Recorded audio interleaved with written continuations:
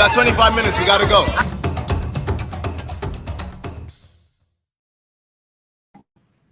Hey! Happy New Year. Happy New Year. That's right. This is the first time we're all together since the new year. Yeah, Happy New Year. Year. Happy hump day. Happy first hump day of the new 2024. Yes, this is exciting. We're excited for 2024. I hope you all are excited for 2024. I hope you spent your New Year's Eve with your loved ones, bringing in the new year with your shades on, because that's how bright 2024 is shining. All right, well, let's get to the nitty gritty. If this is the first time that you're with us, welcome to Say That Channel. We are so happy to have you here. Here at Say That Channel, we are all about the ugly come up of entrepreneurship and small business ownership. So what is the ugly come up? Well, you know those stories where you hear about people who started from nothing and then have like this massive success. But what happens in the middle? What happens during that ugly come up? That's what we're here to talk about. What are the problems you need to circumvent? What are the attitudes you need to have, the mindset, all of those things. And so today is a great day to show you guys what we're all about, because we're going to have a topic of the day, and we have 25 minutes to answer the topic of the day. And we love hearing from you guys as well. So please make sure you put your comments and tell us what your thoughts are in the comments so we can have a conversation, because that's what we love doing. Say that. All right, guys, let's jump into today's topic. I actually really think this one is apropos of the new year. Are you loving the process or chasing the goal? Dun, dun, dun. All the finger snaps. All right, great question. Thank you for sending us this question. I think Winston's right. I think this is great. A great way to start off the new year. In all things in life, sorry, I don't mean to seem like it's going to be that deep, but yes, in all things of life, everything is a journey. Everything is a process. I feel like we're always learning and we're always growing, because if you're not growing, then you're dying, right? And so I think we should begin to look at the process as something to enjoy, instead of just focusing always on the goal or the prize. Some people look at it as a prize, because once you get there, then what? Right? Like, so I feel like it's who you become along the way. That's really like the important thing, and who you help maybe along the way, or impact. Impact is probably the word I'm looking for, along the way, towards whatever you go. And the thing is, because goals change, right? Like, you get this goal, think of another goal, right? Like, so that's the other thing about that, where I feel like that's why it's important to really focus on the journey. Goals are helpful. You know, if you don't have a target, then you're going to miss, right? All the time. But I feel like the journey is where people will probably, if you live in that space, I feel like the anxiety will come down a little bit. Some of that will kind of go away. Anyway, those are my thoughts. I can't wait to hear what you have to say. I'm going to piggyback off that last point, and I think it's about, I'm going to also cheat and say it's both.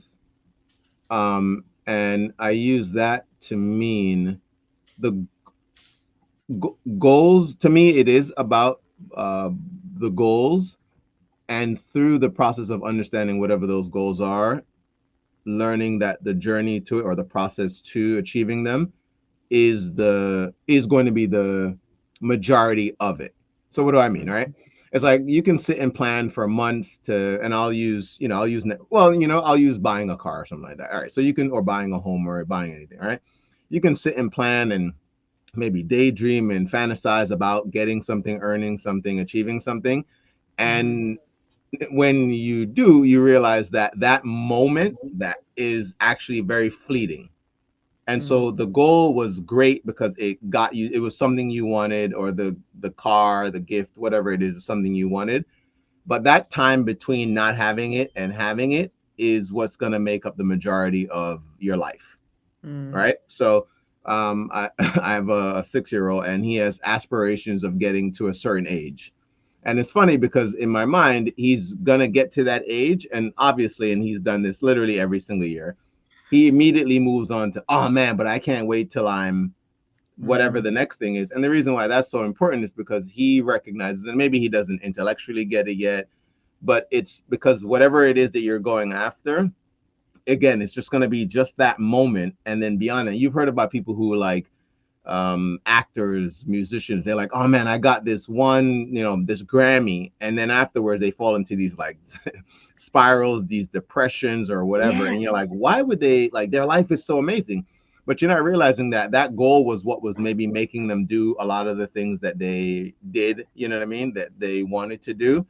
And now that they've hit it, they may not have another goal or level to get to. And so now there's that in-between part, which, like I said, is going to be the majority of this, that they just don't know what to do with themselves in it. Yeah. Because that goal was the thing that was moving you. So again, I'm going to say it's the chase is, I definitely think, what makes up that process. And so I think it's both. But to the point you had made, if you are chasing that goal and you're not loving the process, then I don't think it matters whether, again, you're going to get the goal and you're just going to find that it's just not really all it's cracked up to be, or all it was cracked up to be. Yeah. All right. Well, I think Winston and I have come to some place of like similarity, some agreement, some alignments on our thoughts. I'm really excited because we're going to hear from one of the greatest to ever do it content creators out there. Yeah, big deal. Yeah. Gary Vee, for those of you who don't know him, he is an entrepreneur's entrepreneur. And he is constantly putting out content about entrepreneurship. And so we thought he would be a great person, as I pull it up, a great person to hear from about his thoughts about the process versus the goal. Let's do it. When you think about, everything that you've been able to accomplish in your life, that we have a lot of entrepreneurs in the audience, a lot of people working on their own businesses, and they often look to you and they look to people to think about what they want to do and kind of what that success will be like in the end. So you lose sight of the process. How important do you think the process is? And do you think the current generation of entrepreneurs are a little too focused on the money that's going to come down the line? Yeah, I mean, you obviously have a good sense of like the things that are running through my mind. I'm obsessed with the process. I genuinely love entrepreneurship so much that I weirdly like to lose. And I like to lose because I respect the game more than the stuff that the game can buy for me. So yeah, do I think, but it's interesting when you ask about, like the thing that I hear there is, I think entrepreneurship became cool and I'm the beneficiary of that. But I think 20 years ago, a lot of the people in the audience would have not been entrepreneurs, but I would have been. And I don't say that as a razz or a dig to the audience. I just think that what I really want for everyone in the audience is not to be an entrepreneur. And I do have fear that some of the people in the audience are doing the entrepreneur thing because it's cool, because it looks good on paper. It's cool to say you are. And why I fear that is not because they won't be successful, though that stinks and it stinks to lose. It's that if you're not an entrepreneur, like really actually like a purebred, losing in front of your family and relatives will probably be scary, because really one of the telltale signs of a true entrepreneur is their incredible capacity to fail, at least in the micro. And so, I think I do, look, I mean, one of the biggest reasons I never show, I fly private sometimes, my time's valuable, but the reason I like desperately never want to show that is because I don't understand the glamorization of jewelry or cars or flights, because I don't think that is the healthy part of the game. I actually think when entrepreneurs post that stuff, I don't think that's that's aspirational. I really don't. I actually think if you look carefully, it's making a lot of people in this audience and in the world feel bad about themselves, right? They see all these people and like they FOMO, it triggers their insecurity. And so I do worry about, as such a capitalist, I do worry about the over-capitalization of the content. But that's always been the case. Long before social media, people bought Mercedes and Chanel bags and moved to 90210 just for the validation. There are people in the world, this, who send their kids to certain schools for their own self-worth. Yeah. And I worry about that. I don't like that. I think you should be doing things for yourself and your family out of the process, not the stuff. because I think you'll be happier mentally and you won't burn out. And I think that's important. I think a big theme of what you were just describing is when we live our lives trying to prove something to others or show that we're feeling a certain way or we're living this life so that other people think we're successful and we did it. And I think a lot of people in this room would be afraid of posting that video that their friends might make fun of or their aunt might think is silly and they should get a quote real job. So how have you kind of blocked out the noise of other people's opinions when you fail or you lose? Because I think a lot of people, myself included, need that advice. Great question. I got fortunate. I lived in a cocoon of an immigrant family where like having a roof over your head and having clothes was like, and food was like a huge win.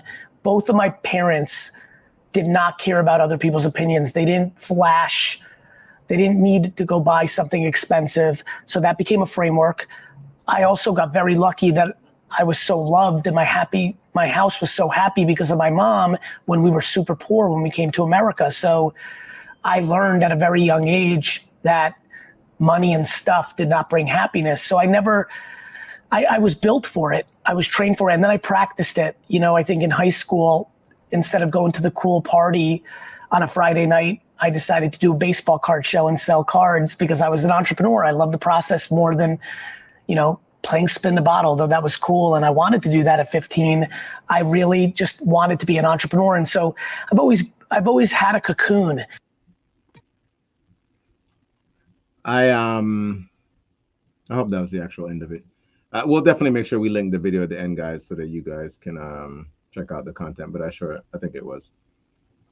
I love what he hit on, and he's talked about this in other, you're muted, Janelle, just so you know. He talked about this in other, he's mentioned this in other talks before, this idea of him benefiting from how cool being an entrepreneur is at this stage. And he's so right. I remember, my mom is somebody like the original entrepreneur I saw in my life, like worked a job, but was still hustling, doing network marketing, had real estate, things like that growing up. And it was interesting to me that I know it wasn't a cool thing for her to be doing back then, because one, I didn't even know the term, you know what I mean? I used to hear things like, oh, she's just working like a Jamaican, which was the idea of having multiple, just doing multiple things to pull down some extra income or make more money or whatever the case may be. Right. And so it is very interesting now, because I'll hear people use that term as a title, and what it really meant when I understood it was an entrepreneur was somebody who was risk averse. So they were the people, or pioneers. They were the ones that were out there that were doing things that many people considered scary or just wasn't attractive in terms of being rejected by people. I mean, we've talked about it in nauseam probably on this show about just the idea that people don't want to sell, even though we all like to buy, but no one wants to go and get sales jobs or things like that. And the guys even on Earn Your Leisure talk a lot about this. I remember you were saying yesterday, Janelle, in our meeting, how they talk about this idea that they think everyone should at some point, or maybe not everyone, not to quote them, but just to go out and get a sales job, just to get through that maybe not get through that fear, but just to face that fear you have of somebody telling you no. We get told to no all the time, but when money is connected to it, or it involves selling of some sort, it all of a sudden takes on this very heavy, demoralizing, almost traumatic. There are people who, I remember in our business, like they just, and I went through it. Let me not even sit here and judge anyone, because I almost turned back on my 7th call, if you know that story. And I was in the sales industry, but at that time in life just was, I guess, emotionally beat down. So I love what he had to say just now. He made some amazing points. Completely agree. There is a clock chiming here. I was hoping you were talking while. Okay. Is it gonna keep going? Oh, it's gonna keep. Yes. All right. Okay. So. Okay. Yes. Real life, live TV. Live, yeah. This is what happens in live. A live show.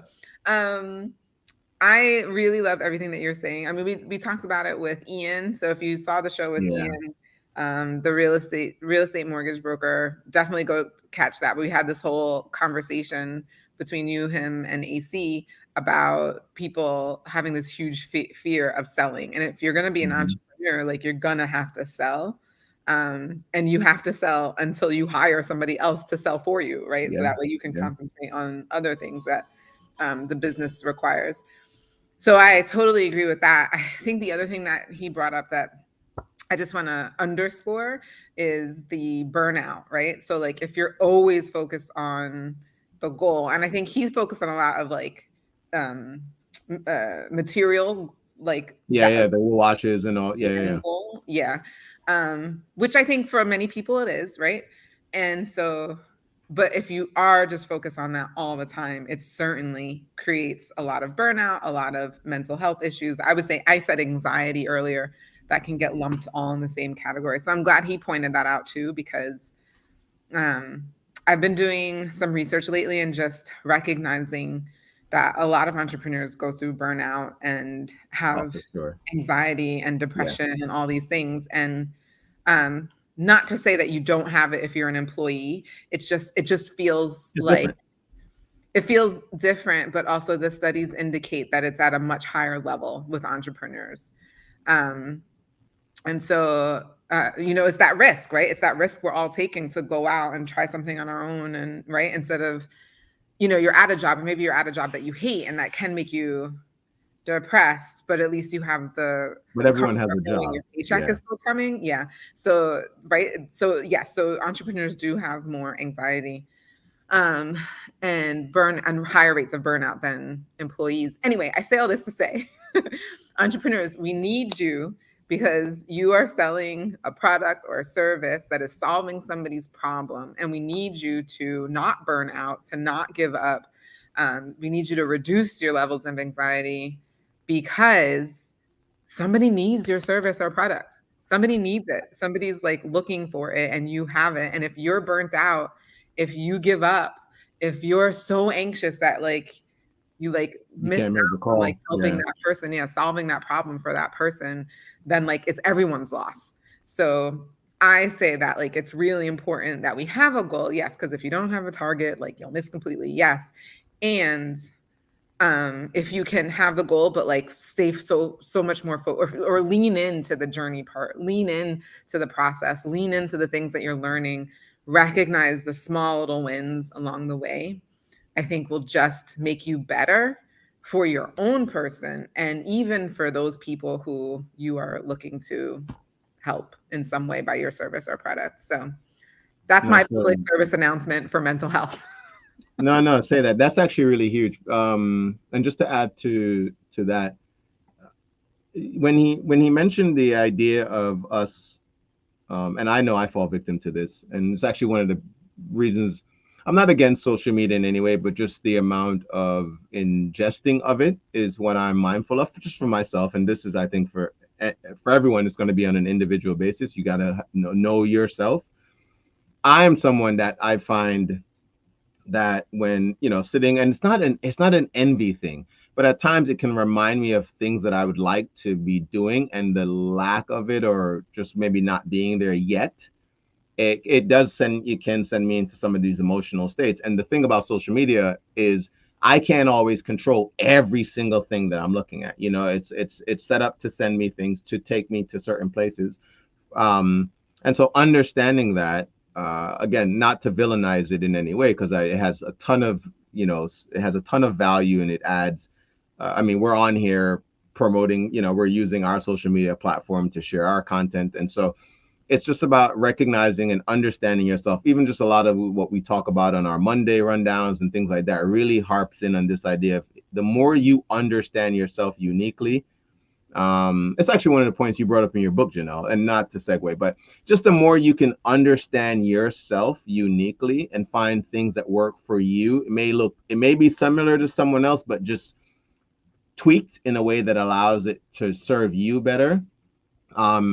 And so that idea of wanting certain things, or chasing things, like when you talk about like wanting to be on a private jet, like it's weird to me. It's like I only want that just to get to a place. It's not like the idea of posting a picture of it used to actually excite me. I'm not even gonna lie, but when I remember where I was motivated by that, it was this idea of presenting something to people so that they'd be attracted to reaching out, so I can help them with what I was doing. I don't know. Obviously we don't know everyone's intentions when they share whatever they're sharing, their content. Some people, it is just a record place for them to keep things that they, moments in their life that they are excited, or they have achievements, things like that.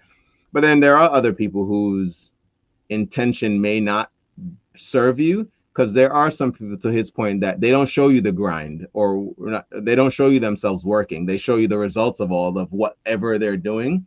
And I don't think, who's the woman? You're a fan of her. She talks about Cody only Sanchez. thank Cody you so much. Sanchez. Yes. She talks about that. Like when she says they're not showing you how they're getting what they're getting, they're just showing you the stuff. And that's not really adding value to you. You know, you want a nice car already. You know, you want a newer house or a nicer house. So their pictures of theirs doesn't help get you any closer. What you want to hear is how Renee Zellweger or how Reese Witherspoon got that book deal and these other things. That's the stuff you really want to be seeing. And so certain people you may be following, love them to death, but they may not be helping you in the way you think, or the help you may need to grow your business or grow yourself or your self-confidence. Because if you recognize that when you're watching them, you're being triggered or sad after, it may be time to separate yourself just from that. I love that. Yeah. And thank you for your honesty about like even us. So a couple things with that, right? Let's bring up network marketing just for a moment, because I think what happens with network marketing is that like so many people tell you it's not going to work, or like you're doing a scam or whatever, that like you almost want to prove to them like, yeah, mofos, it did work. Look at me doing the thing. Whatever that success looks like, right? Yeah. So it's almost like this, like prove all the naysayers wrong. One, and then two, if I look like I have the success, or not look like, but if I show people I do have the success now, to your point, then they'll want to come work with me. They'll want to like be mentored by me, and then this is how I can grow a team quicker. So I hear what you're saying. And I feel like that's so specific to network marketing. Because if you think of a guy who's like starting a restaurant, or like a guy, I mean, look at Ian, right? He has his own, he's a real estate. Right? Like those people, I don't know how many people are telling them like, it's a scam. Yeah, no one's calling, yeah. I'm sure people may hesitate and they're like, I don't know, is this the thing for you? They may have some people in their lives, but I think like the amount of people who are naysayers is like people do that. Yeah. Now, the other thing I want to say to that is I think there are levels to even like how people react to posts, because there are some people who see the posts of you getting on the private jet, traveling all over, whatever, and they're just like, it's all they get from it is FOMO. Like, dang, I'm not like, look at them living their best life. Like my life sucks. And that's it. That's all it gets to, right? Mm-hmm. There are some other people that look at it and it motivates them. They're like, yeah, if so-and-so can do it, I can do it too. Because maybe they've seen the journey. Great. Then you have other people who are trying to prove that you're scamming people. Yeah. I almost forgot about those people. They exist.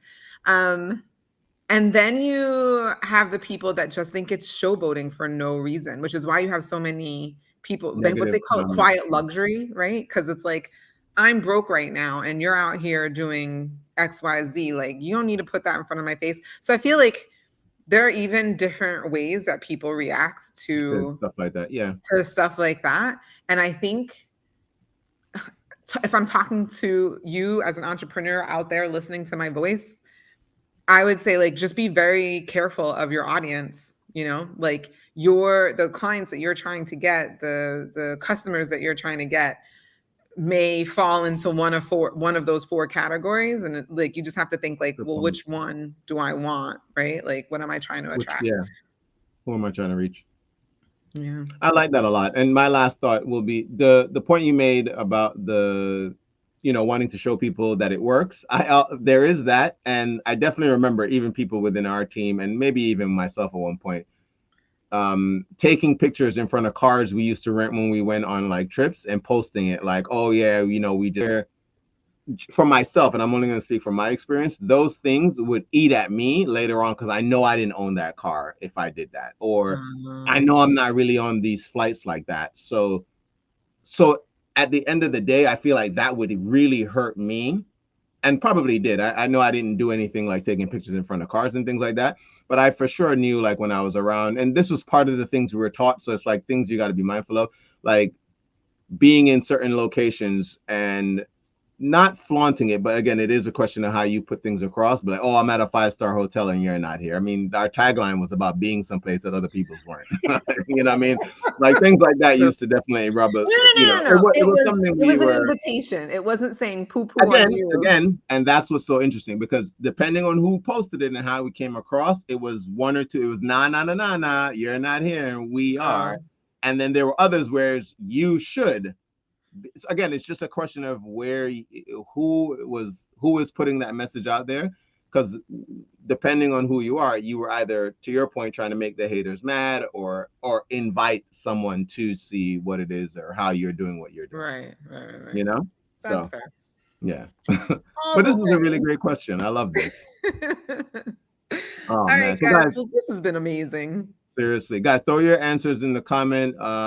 If you're in that part of the process, or if the goal is still serving you, and definitely make sure, if you have not done so already, like, subscribe, and let us know if there are other things that you'd like to see, other content that you'd like us to bring to you.